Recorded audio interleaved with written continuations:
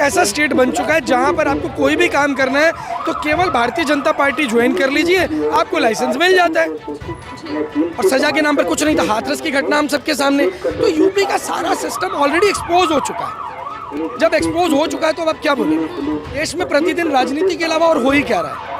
राजनीति के अलावा हो क्या रहा है? दिन में 24 घंटे में से 24 घंटे राजनीति ही तो हो रही है।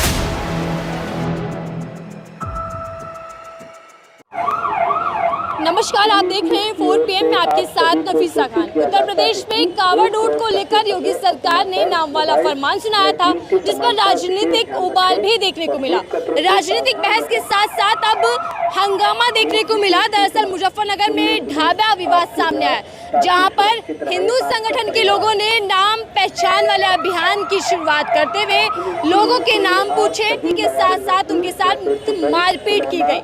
दरअसल एक युवक की पहचान कर रहे थे हिंदू संगठन के लोग। उसी दौरान जब जांच पड़ताल अधूरी लगती है तो उनके कपड़े उतरवाकर उनकी पहचान की जाती है। अब सवाल यह है कि उत्तर प्रदेश के अंदर क्या कानून व्यवस्था पूरी तरीके से ठप हो चुकी है? क्या योगी सरकार खुद को अदालत से ऊपर मानता है? और क्या इसी के साथ साथ साधु संत जो हैं वो गुंडागर्दी पर उतर आए हैं? अगर नाम वाले अभियान से उत्तर प्रदेश की सियासत में इतना उबाल क्यों? चलिए चर्चा की शुरुआत करते हैं। मेरे साथ हरप्रीत सिंह जी हैं, जो कि तमाम मुद्दों पर बेबाकी से अपनी बात रखते हैं, आम आदमी पार्टी से जुड़े हुए हैं, अभी हाल ही में राजनेता बने हैं, तो राजनीतिक प्रतिक्रिया समझते हैं। सर, क्या कुछ कहना चाहेंगे? कांवड़ रूट पर नाम की पहचान वाला अभियान तो यूपी सरकार ने चलाया, लेकिन जो मुजफ्फरनगर से तस्वीर सामने आई है, मारपीट की, कपड़े उतरवाकर पहचान, ये क्या कुछ दर्शा रही है?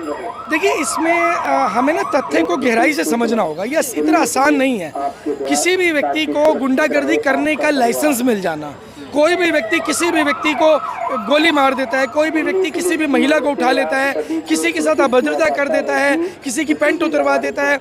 ये इन सारी चीज़ों का लाइसेंस यूपी में मिला हुआ है। यूपी एक ऐसा स्टेट बन चुका है जहां पर आपको कोई भी काम करना है तो केवल भारतीय जनता पार्टी ज्वाइन कर लीजिए, आपको लाइसेंस मिल जाता है।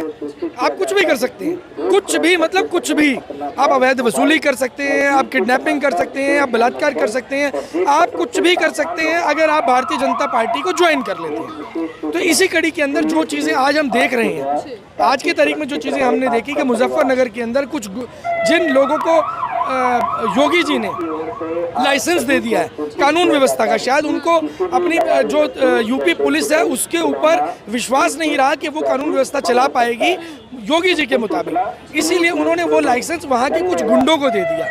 जो गुंडे इस तरीके का काम कर रहे हैं, वो गुंडे जा कर के लोगों का पहचान पत्र मांग रहे हैं, लोगों से जाकर के उनके नाम पूछ रहे हैं, लोगों की जाकर के पैंट उतरवा रहे हैं, कुछ भी कर सकते हैं। वो गुंडे हैं। गुंडों की कोई परिभाषा नहीं होती। गुंडे का मतलब होता है केवल गुंडा। गुंडे का मतलब केवल गुंडा, और इसके अलावा उसकी कोई परिभाषा नहीं होती। जैसे आतंकवादी का कोई धर्म नहीं होता।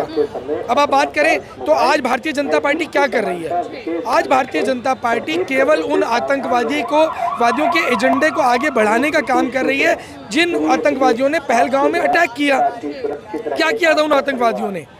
धर्म की पहचान। उन्होंने भी यही काम किया था, पैंट उतरवाई थी और गोली मारी थी।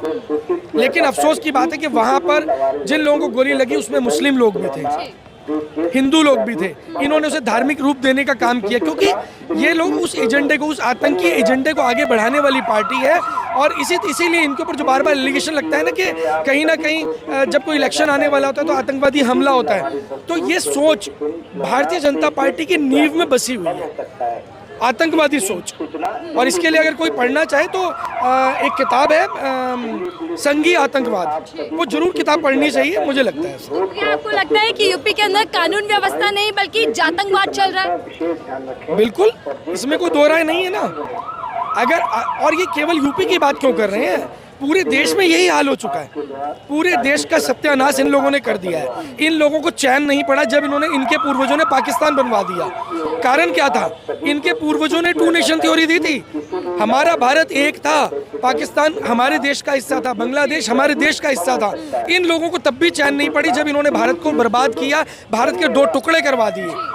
और आज भी इन लोगों को चैन नहीं पड़ रही। आज भी ये चाहते हैं हिंदू राष्ट्र अलग हो जाए, गोरखालैंड अलग हो जाए, खालिस्तान अलग हो जाए। मोदी जी के प्रधानमंत्री बनने से पहले कोई खालिस्तान की मांग नहीं थी देश में, लेकिन इनकी सोच ही ऐसी है। लेकिन सर, स्वामी यशवीर जी जिनके लोग ये गुंडागर्दी करते दिखाई दिए, आखिर ये खुलेआम उत्तर प्रदेश में चल क्या रहा है? क्या आप साधु संत पहचान करेंगे नाम की, ढाबों की, दुकानदारों की? देखिए, मैं आपको एक बात बता देना चाहता हूँ, ये थोड़ा सा फर्क करना पड़ेगा। जो साधु संत होगा वो ऐसा काम ही नहीं करेगा, क्योंकि जो धार्मिक होगा वो कट्टर नहीं हो सकता, क्योंकि धर्म कभी भी कट्टरता को बनने नहीं देता। धर्म कट्टरता को खत्म करता है। धर्म जानने की चीज़ है, मानने की चीज़ नहीं है। जिस दिन आप धर्म को जानना शुरू करेंगे ना, तो आपके अंदर से कट्टरता खत्म हो जाएगी। और अगर आप बात करते हैं कि वो साधु संत जाकर के ऐसा काम करें, तो मैं आपको बता देता हूँ कि वो लोग साधु संत हैं ही नहीं। वो सिर्फ साधु संत होने का ढकोसला करते हैं, एक आडंबर करते हैं कि वो साधु संत हैं। साधु संत को अगर मानना है, जानना है, तो आप उन लोगों का इतिहास पढ़िए जो हमारे देश में सही मायने में साधु संत हुए हैं, जिन्होंने लोगों के आगे बढ़ने का प्रयास किया। उन्होंने कभी भेदभाव नहीं किया। गुरु नानक जी की बात करिए, उनका एक चेला बाला था और एक मर्दाना था, एक हिंदू था, एक मुसलमान था। वो संत थे। संतों का भी जो भी संत है वो भेदभाव नहीं कर सकते। लेकिन सर, सवाल ये है कि जो योगी सरकार ने नाम वाला आदेश दिया है, ये आदेश सिर्फ इसलिए है कि कावड़ रूट की जो पवित्रता है वो बनी रहे, या फिर निशाने पर मुसलमान है इस फरमान के जरिए? देखिए, कावड़ रूट की पवित्रता बनी रहे, इसमें कोई दो राय नहीं है। इसमें तो पूरे देश के हिंदू नहीं, मुसलमान भी आगे हैं। वो लोग खुद जाकर के कावड़ के लिए शिविर लगाने का काम भी करते हैं। बहुत सारे शिविर देखे हैं हमने। लेकिन कावड़ की मर्यादा भंग कौन करना चाहता है, कौन अपनी राजनीतिक रोटियां सेकना चाहता है, ये सोचना होगा। क्योंकि हर चीज़ का ना, जब भी आप राजनीति में आगे बढ़ते हैं, जैसे आपने बताया कि मैं नया राजनीति में आया हूँ, मैं आपको बता देता हूँ, मैं लगभग पिछले 7-8 साल से राजनीति में जुड़ा हुआ हूँ। लेकिन फ्रंट एंड पे आप प्ले करना शुरू किया। राजनीति में एक बड़ी अच्छी चीज़ होती है, कभी भी आप ये देखेंगे, जैसे कि अब मैं एग्जाम्पल देता हूँ पहलगांव के हमले को उठाइए या पुलवामा के हमले को उठाइए। अल्टीमेट बेनिफिशियरी को कैलकुलेट करिए कि उसका एंड रिजल्ट में बेनिफिट किसे मिलने वाला है। अगर वो बेनिफिट कांग्रेस को मिलने वाला था तो ये हमला कांग्रेस ने करवाया, लेकिन अगर उसका बेनिफिट भारतीय जनता पार्टी को मिलने वाला था तो अल्टीमेट बेनिफिशियरी ही उस चीज़ का मेन रीज़न करता है, करने वाला वही होता है। और आज अगर जाति की पहचान की जा रही है, या ये जो अडंबर फैलाया जा रहा है, ये जो धर्म जाति के नाम पे लोगों को बांटने का काम किया जा रहा है, तो इन सारी चीज़ों का अल्टीमेट बेनिफिशियरी कौन होने वाला है, ये मेन इंपॉर्टेंट चीज़ है। ये लोगों को समझनी होगी। क्या आप ये मानते हैं कि जो कावड़ यात्रा पर विवाद चल रहा है, या फिर कावड़ यात्रा को लेकर जो सरकार सतर्क दिख रही है, उसमें एक political agenda, hidden political agenda छिपाएगी? देखिए, सरकार तो कुंभ में सतर्क नहीं थी। कुंभ से ज़्यादा सतर्कता तो नहीं हो सकती थी। अब कुंभ में सतर्कता होने के बाद हमने हजारों लोगों को खोया है, और जो लोग मरे उन लोगों के नाम तक सार्वजनिक करने का दम नहीं है इसी सरकार के अंदर। उन परिवारों की जिनके चप्पलों के ढेर लग गए, ट्रॉलियां भर भर के चप्पलें वहाँ से गई, बच्चे मर गए, छोटे छोटे बच्चे मर गए, उन लोगों को कोई मुआवजा नहीं मिला, उन लोगों का नाम भी गुमनाम हो गया। वो लोग जिनको बुलाया गया कि आप आ जाइए, हम आपका इंतज़ाम कर रहे हैं, हम सुविधा देंगे, हम सब कुछ देंगे, लेकिन लास्ट में क्या मिला? वो गरीब लोग, वो आम लोग, वो साधारण लोग उन भीड़ में पिसकर मर गए। और वीआईपी लोग क्या थे? आपने देखा वीआईपी सिस्टम क्या था? देखा ना? तो ऐसे ही कावड़ में भी इस बार अब तैयार रही है। ये वो सरकार है जो कावड़ में भी कुछ ना कुछ करेगी। क्या करेगी ये नहीं पता। ये तो सांप्रदायिक तनाव अगर कावड़ यात्रा में देखने को मिलता है तो वो बीजेपी द्वारा पूरा साजिश। तो क्या आपको लगता है कि बीजेपी नहीं होगी? 100% है। नहीं मैडम, ये गलत कह रहे हैं। ये बीजेपी के ऊपर निराधार आरोप लगा रहे हैं। भारतीय जनता पार्टी एक चुनाव आयोग के द्वारा ये भारत का जो संविधान है इसके अनुसार कार्य कर रही है। इसके पीछे लिखा है सत्यमेव जयते। Bharatiya Janata party election commission के द्वारा एक जो है रजिस्टर्ड पार्टी है। इसके ऊपर संविधान के अकॉर्डिंग चल रही है बीजेपी। बिल्कुल चल रही है। उत्तर प्रदेश की सरकार उत्तम सरकार है। उत्तम सरकार का दावा तो खुद योगी जी करते हैं। ये बहुत अच्छी बात है। हम तो चाहते हैं उत्तम होनी चाहिए ना। 5000 स्कूल जो सरकार बंद कर दे वो तो उत्तम होनी चाहिए। इसमें भ्रम की क्या बात है? जिस राज्य में सबसे ज्यादा युवा बेरोजगार हो वो उत्तम ही कहेंगे हम तो उसको। जिस राज्य में सबसे ज्यादा भूखमरी हो उस राज्य की सरकार को उत्तम नहीं बोलेंगे तो क्या बोलेंगे हम?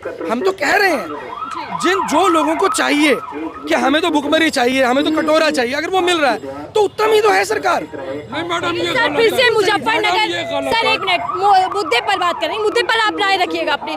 मुजफ्फरनगर जो ढाबा विवाद सामने आया सर, उस पर सवाल ये जरूरी है कि अगर नाम की पहचान भी की जा रही है तो क्या वो सरकार और सिस्टम करेगा या फिर साधु संत करेंगे? देखिए वो सरकार की जिम्मेदारी है, सरकार की जिम्मेदारी, और सरकार को वो जिम्मेदारी निभानी चाहिए, प्रशासन को जिम्मेदारी निभानी चाहिए, पुलिस को सिस्टम कंट्रोल करना चाहिए, क्योंकि ये किसी को आप किसी को ऑथराइज नहीं कर सकते हैं। कल कोई आकर के मुझे लाइसेंस दे जी मेरी सरकार है, अब तुम जाकर के गुंडागर्दी करो, जो मर्जी करो, तुम्हें कुछ बोला नहीं जाएगा। कुलदीप सिंह सेंगर ने यूपी के अंदर बलात्कार किया, पूरा परिवार खा गया उस लड़की का। आप ये बताइए कि इसको क्या बोलेंगे कि बेहतर सिस्टम है, और सजा के नाम पर कुछ नहीं था। हाथरस की घटना हम सबके सामने, तो यूपी का सारा सिस्टम ऑलरेडी एक्सपोज हो चुका है। जब एक्सपोज हो चुका है तो अब क्या बोलेंगे? लेकिन क्या साधु संत गुंडागर्दी पर उतर गए? देखिए मैं फिर वही बोलूंगा कि साधु संत यशवीर, जो स्वामी यशवीर जी हैं, उन पर एफआईआर या कानूनी कार्रवाई 2 दिन बाद होती है। उनके तमाम जो कार्यकर्ता हैं उन पर भी 2 दिन बाद एक्शन लिया जाता है, लेकिन 2 दिन से कानून व्यवस्था, यूपी का कानून कहाँ सोया? देखिए आप शायद नुपुर शर्मा वाला केस भूल गए हैं, आप रमेश बिधूड़ी को भूल गए हैं। भारतीय जनता पार्टी बड़ी ही सुनियोजित पार्टी है, बहुत समझदार लोग हैं, बहुत इंटेलिजेंट लोग हैं, जो ये ढकोसला करते हैं, ये ड्रामा करते हैं कि कब उनको क्या करना है, और बाद में जो व्यक्ति इस तरीके का कृत्य करते हैं, गलत काम करते हैं, उनको प्रमोशन देने का काम भारतीय जनता पार्टी बखूबी करती है। ठीक है, तो कांवड़ के जरिए क्या सिर्फ और सिर्फ पॉलिटिकल एजेंडा बुनाया जा रहा है? देश में प्रतिदिन राजनीति के अलावा और हो ही क्या रहा है? राजनीति के अलावा हो क्या रहा है? दिन में 24 घंटे में से 24 घंटे राजनीति ही तो हो रही है। बताइए शिक्षा पे कौन बात कर रहा है, बताइए स्वास्थ्य पे कौन बात कर रहा है, बताइए भुखमरी पे कौन बात कर रहा है? अरे तमाम मुद्दे होने के बावजूद सर, यादव कथावाचक विवाद आया और उसके बाद अब कपड़े उतरवाकर पहचान। उत्तर प्रदेश में एक तरफ योगी सरकार सबके साथ सबके विकास का नारा देती है, लेकिन दूसरी तरफ जातियों वाली पहचान। क्या चल रहा है यूपी में? देखिए यूपी में तो शुरू से वही चल रहा है जो आज भी आप देख रहे हैं। फर्क सिर्फ इतना है कि आज जनता जाग चुकी है, आज की तारीख के अंदर जनता जो है चीज़ों को समझ रही है। यही एक मुख्य कारण है कि आज चीज़ें आपके सामने आनी शुरू हो गई हैं। होता पहले भी था, लेकिन चीज़ें सामने नहीं आ पाती। क्या नंबर कितने देने चाहेंगे यूपी सरकार को, जो अखिलेश यादव की सरकार को बता रहे हैं कि जंगल राज वाली सरकार? देखिए जंगल राज वाली सरकार तो जनता तय करेगी। सरकार को लोगों को, जनता को ये तय करना है कि सरकार जंगल राज वाली है, गुंडा राज वाली है या कौन सी है।